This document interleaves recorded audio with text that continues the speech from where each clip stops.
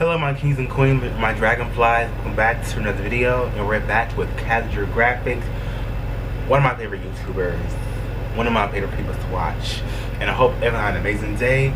If you're new, welcome to my channel. My name is Jai. Like, comment, subscribe, all that great stuff, and also in the description below, check out my music, share, like I said, and also I do have service on Fiverr, so check that out also in the description below. And so sit back, relax, get your snacks, and if you hear a noise in the background, it's my fan. So yeah, sit back, relax, and let's get into it.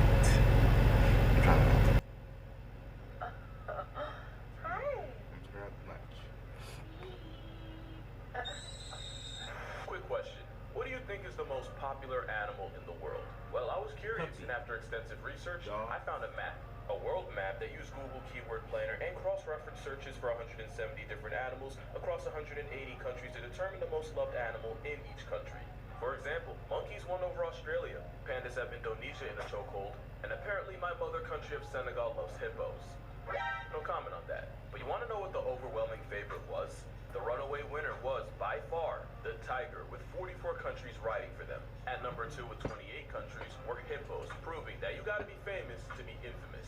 These were the top 10 animals according to this map. It's cool, but it's not perfect. The lion is the national animal for 19 different countries, a record, but they just barely made the top 10. But then this got me thinking, what about all those animals that don't get nearly enough talk time? Well, this video is for them. Here's 10 animals you either didn't know existed, forgot about, or that my personal bias wish we talked about more. And starting off is the maned wolf. It's one of those animals whose name does nothing for it, since it's not a wolf, not a fox, or even a Latin coyote in black knee-highs. I don't know. Apparently, they're just themselves, and they are literally built different. They're tall enough to look down on some Great Danes, but at about 50 pounds soaking wet, they're more in the weight class of a basset hound. How you can dwarf Scooby yet get bodied by Snoopy's depressed cousin is unconscionable. And virtually every picture of a maned wolf looks AI generated. It's a genetically sequenced identity crisis, so it's only right that it sounds like one.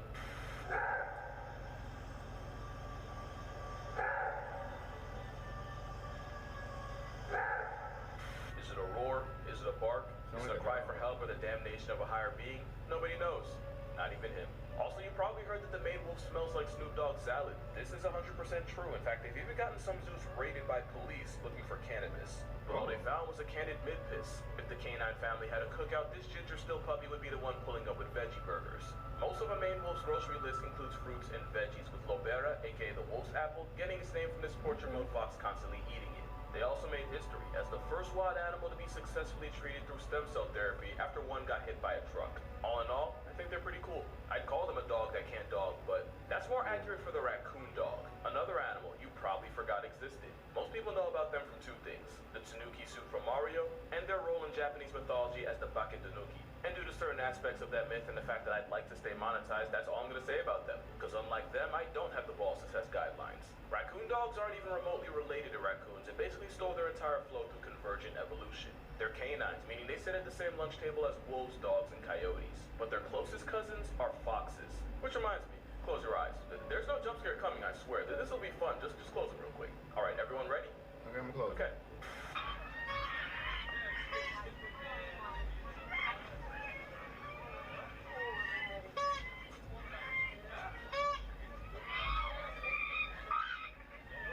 That was not the sound of two clowns with marital issues. That was what a raccoon dog roll call sounds like. You see what I mean by the whole dog that can't really dog properly thing? They're the only canines that hibernate. Seriously, they're the only one. They're that special. They can also climb trees, because of course they can. They're willing swimmers, because sounds about right. And they may or may not have been responsible for a certain virus putting the world on timeout. But considering the war crimes committed against them for their fur, I'm willing to look past it. There is no looking past this ET-looking antelope. This is a saiga, and that is 100% unfiltered. They really do look like Star Wars in the face. That sizable schnoz piece is designed to filter out the dust kicked up by a herd that used to be millions strong. It's like a built-in respirator that also makes them look like Alf's illegitimate child. I realize that's a dated reference, so here's Alf and here's a saiga. You see it too, right? Now you might be wondering, can that nose be used to amplify mating calls and increase their chances with females who sexually select for bigger noses? And you're absolutely right, they do use their noses to amplify mating calls and increase their chances with females who sexually select for bigger noses. Because size queens come in many forms. And speaking of female validation, eligible bachelors will run fades with each other using those horns in order to gain control Unfortunately, those horns can get them laid and laid to rest, since scientists have been victims of poaching, and that and disease and habitat loss nearly has this Narnia goat's entire population in the gulag. Today, they're critically endangered and found only one place in the world, in the dry grasslands and semi-deserts of Central Asia. But that's too depressing, so here's a baby saiga. Now here's two baby saigas. But you want to know what's even more depressing? There's a good percentage of the population that doesn't realize that narwhals are real. Yeah, we didn't make those up. They really do be out here swimming in the ocean, causing a commotion, because they're just so awesome.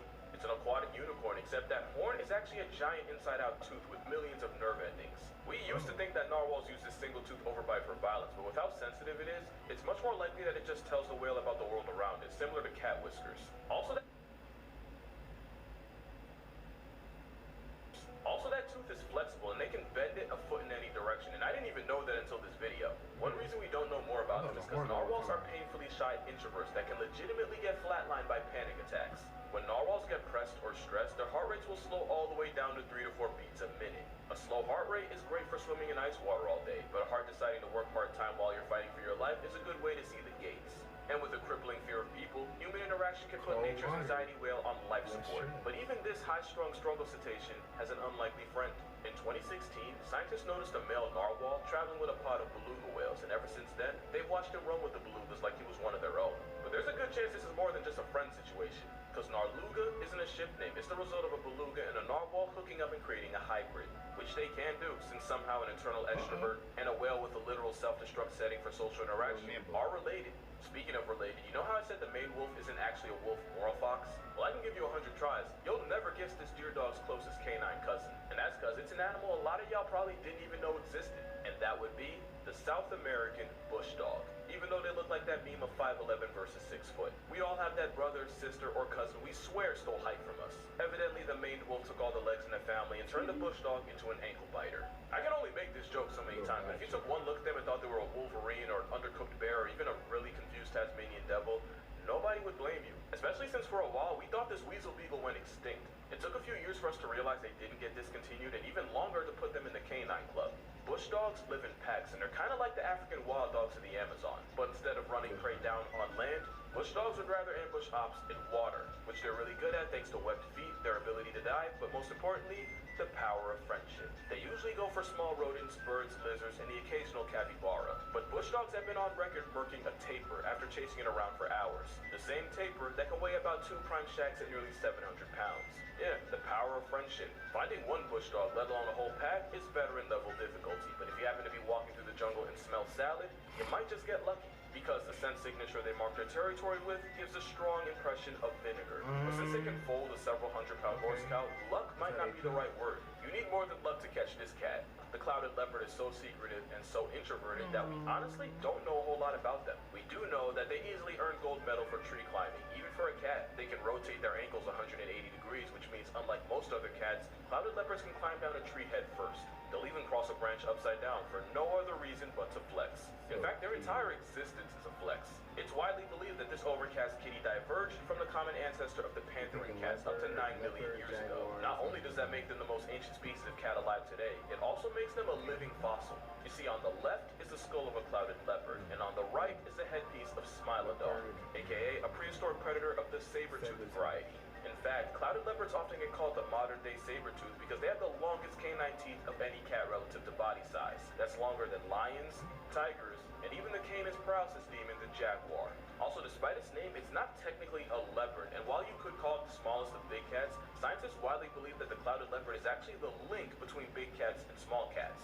Big cats referring to lions, tigers, jaguars, leopards, and snow leopards, which also aren't even real leopards either, and small cats being the rest, like cheetahs, pumas, ocelots, and of course domestic cats. Also, it's not really a size thing, it's more like big cats can roar but can't purr, and small cats can purr but can't roar. Clouded leopards can't do either, instead they do this.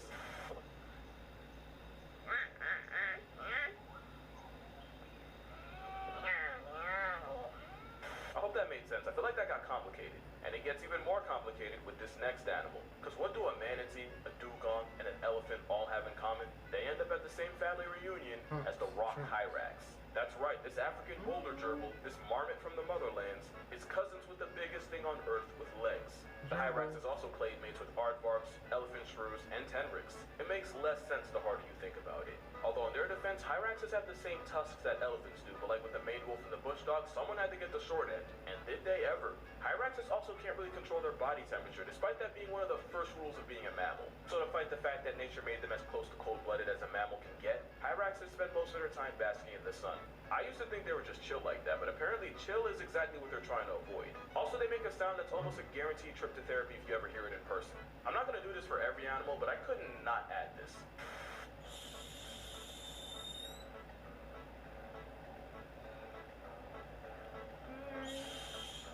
This thing has more in common with mammoths than it does with hamsters. I want that to sink in. And the only thing arguably more unbelievable than that is whales and dolphins being the closest living relatives of hippos. At this point, nothing really needs to be said. We all know hippos are homicidal demon pigs with the temperament of a landmine. In fact, I'm pretty sure they're only Google famous, the same way Logan Paul was back in 2017. If you know, you know. But what a lot of people don't know is the tiny travel-sized version that lives today. The pygmy hippo is 5 times smaller and half as tall as their murderous cousins. They're also forest animals, solitary and naturally shy, and they're much less of a threat to humanity. Just don't go and tell them that. You know, this one's name is Sweet Pork. I'm not even making that up. Like basically every other animal, they can be on demon timing if you push them enough. But clearly the aquatic oppression horse stole all their ill will, because no shot could you slap one dead in the face and not end up dead with no trace.